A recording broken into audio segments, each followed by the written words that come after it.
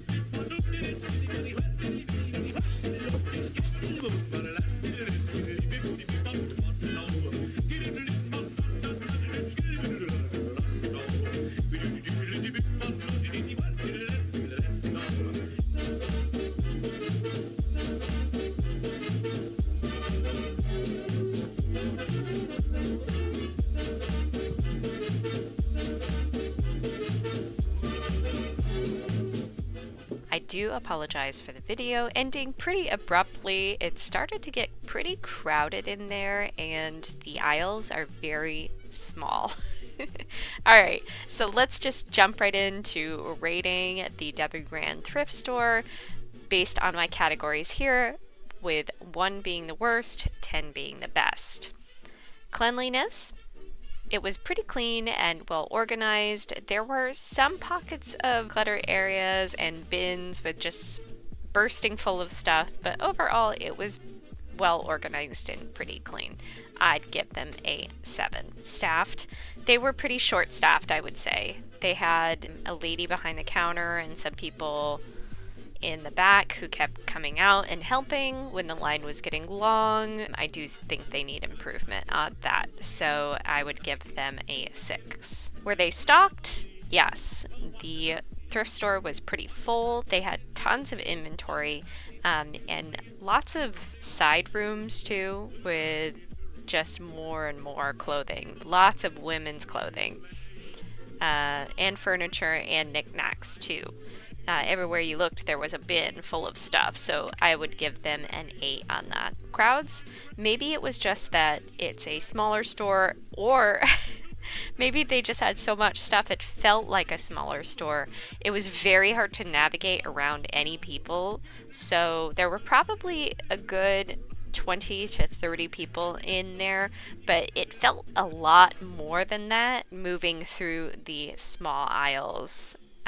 And you don't have a basket or a cart, so you have to hold everything in your hands the whole time. So it can get a little cumbersome, and also the line at the front too. The cashier was taking kind of her time, so a line formed and we had to wait quite a bit. I definitely think they could need some improvement on that. I'm going to give it a neutral 5. Was money spent? Yes, money was spent. I think I found a few good things for me to sell and make some profit on. There are some items that are really reasonable, very, very good prices. I would definitely come back for those ones. And then there were some that were just like, not so much, but we'll get into the sales stuff. I've already talked about it in text via the video, so, we'll see there. So, a solid 7, nothing stellar. Sales, maybe this is just the building frustration of the permanent, I'm sure you can hear my air quotes on that, the permanent sales that have been continuously happening at these thrift stores. If something is on sale every single day, it is not on sale. It is the normal price. This is just my frustration. They get a 4 on that. Probably, I think that's the lowest number score I've given so far. All the signs were very confusing, especially that Christmas one where it said Christmas sale, everything half off. They meant the Christmas items were everything half off, not everything in the store. And that led to a lot of frustration of the people coming in and trying to, shop and grab handfuls of items, getting up to the counter, and then it's not on sale. And the lady behind the counter being frustrated at them, which also leads to some of the bad reviews that you see for this thrift store. I can see where it's just customers are frustrated, leading the employees to be frustrated, leading them to be rude and back and forth at each other, and it's just ongoing cycle. Misk, I'm gonna give them a +1. I thought it was a relatively good store, and the prices on certain items were good. Definitely would return here. I had a pleasant experience, besides the crowds and the weird signs. This leads them to a score of 33. Now let's see what the pricing is for the items on my other list. Youch. $91.25. And it's all because that $50 vacuum. We are seeing a trend of thrift stores pricing up vacuums like crazy. I don't know. Are vacuums like secretly valuable and I'm just not aware of it? I don't think I would ever pay more than $20 for a vacuum, especially a secondhand one full of free dust. But that's just me. Who knows, I'm also one to think that it's ridiculous to pay $500 for a Dyson, but that's just my personal opinion. We had $20 for the lamp, which is pretty standard pricing. The DVDs are kind of what shocked me. You never see under $1 for anything nowadays, and I think this will be one of the things that I return to. There is a big trend right now of going back to physical media because a lot of streaming services are removing content, or PlayStation just put out a big thing like Sony PlayStation that all of your Discovery Channel content that you had purchased from them is no longer your content, and they will be removing it on your device. So people are pretty frustrated with that. It's happened a few times with different streaming services once they change licensing agreement, yada yada yada. Anyways, physical media is on the uptick, and I think this would be a good place to source valuable DVDs. And everything else is pretty standard pricing. It's just that vacuum, like if the vacuum was $20, we would be down in the range of affordability considering. But since it's 50, probably will never buy a vacuum here.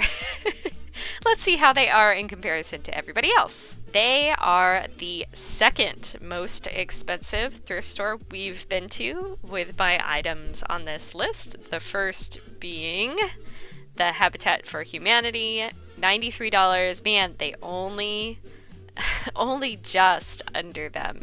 And so this goes pretty far down on the list, not as far down as Goodwill yesterday. We won't talk about that anymore. But yeah, overall really expensive, and I think it's just that vacuum. You know, I think I'm going to, at the end of all of this, I'm going to show who won least expensive, most expensive in each one of my categories. But that's for day 24.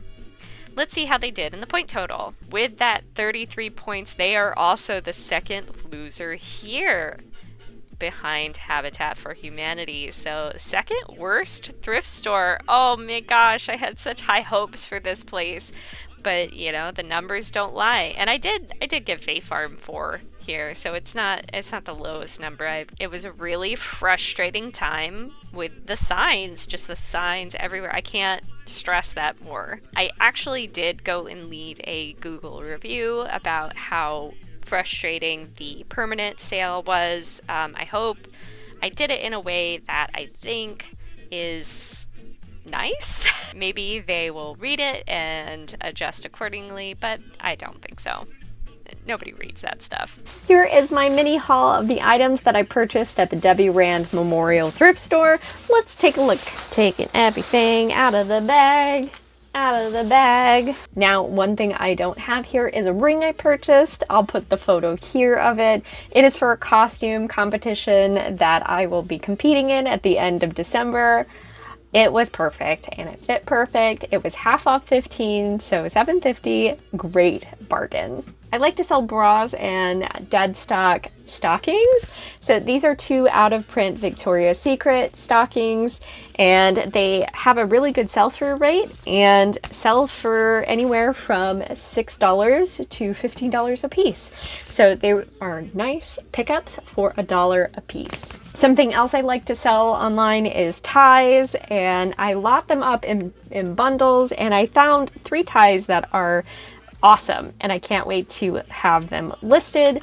First off, I might sell this one separately, but it needs a little bit of repair. This is a Christian Dior tie. You can see there. So it just needs to be stitched back on, and this needs to be stitched closed here, but it's legit vintage Christian Dior. It's awesome, and it's a nice red color. It's a thick material, so just a few little stitches will make it brand new. The other 2 ties I picked up were novelty ties. This one is a Tommy Bahama. It is playing cards. It is pinup, Hawaiian hula girls, and who doesn't love that? It's 100% silk and it's in beautiful condition. I paid $1 for this. So Tommy Bahama there. The next one that I purchased is a Las Vegas showgirl style tie. This is a Nicole Miller design, 1992, so 90s, 100% silk. It's beautiful, totally Las Vegas vibes. Now, something that I'm going to include in this listing is Viva Las Vegas. And rockabilly, because in April there's a giant rockabilly show that takes place in Las Vegas, and this would totally fit with somebody's outfit of choice for that event. So I'm going to include those keywords in my listing for this. And look at her, she's so cute. She's all glittery and sparkly. It's just awesome, and I loved it. Then the last piece I purchased was a Brooks Brothers merino wool men's cardigan. This is a size large in this beautiful red color. So you want to get, that's my hair. You want to get larger sizes in these. And also the red color is very popular in this. So again, merino wool, really fabulous material to look out for, and Brooks Brothers in men's cardigans does pretty well this time of year. So those are all the items that I picked up at the Debbie Rand Memorial Thrift Store. I'll definitely be coming back to this one and checking it out a little further. It was a little short on time while filming, but yeah, definitely one to go see. Thank you guys for coming along with me, and I will see you tomorrow in episode 13. Bye.